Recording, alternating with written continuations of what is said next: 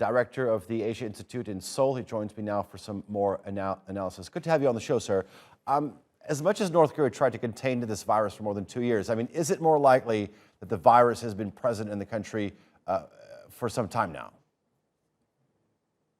Well, there's a whole variety of viruses that are present in our society, as there have been for the last 500 million years. So presence of virus means very little.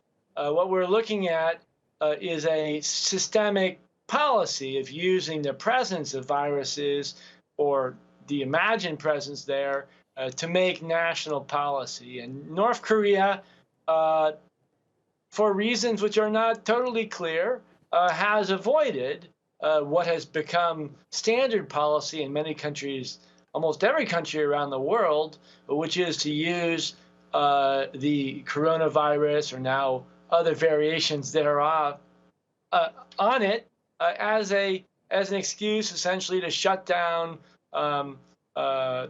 civil society and to imprison people in their homes. So it is a historic shift if North Korea is actually going down that pathway.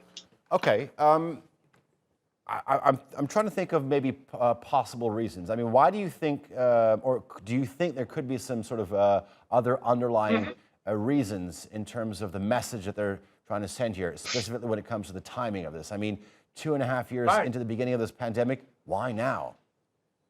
Right. Well, the first thing that comes to mind is the lockdown of Shanghai, which took place now over the last 5 weeks, in which suddenly China, which had avoided these catastrophic shutdowns, which were used in countries like Australia, New Zealand, Germany, elsewhere, to essentially destroy the economy. And then suddenly it's appearing in China for the first time, and we're getting critiques of China as being somehow repressive for doing what had become commonplace.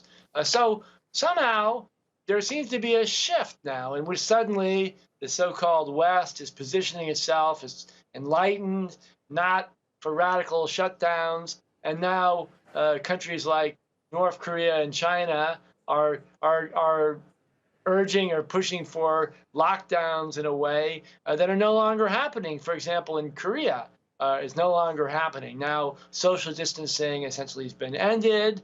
Masks are only required in very limited way, and even the vaccine campaigns have eased up. So something has changed profoundly. Okay, I'll tell you another thing that's changed: the new leadership in South Korea right now. I mean, President Yoon is known to be a hawkish conservative, but in his inaugural speech, he did leave the door open to possibly dialogue with the North.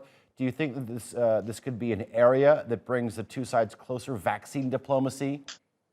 Right. Well, that certainly has been put forth immediately. Vaccine diplomacy, using vaccines as a way, if the United States won't provide or other countries can't, that somehow South Korea would be able to take the initiative.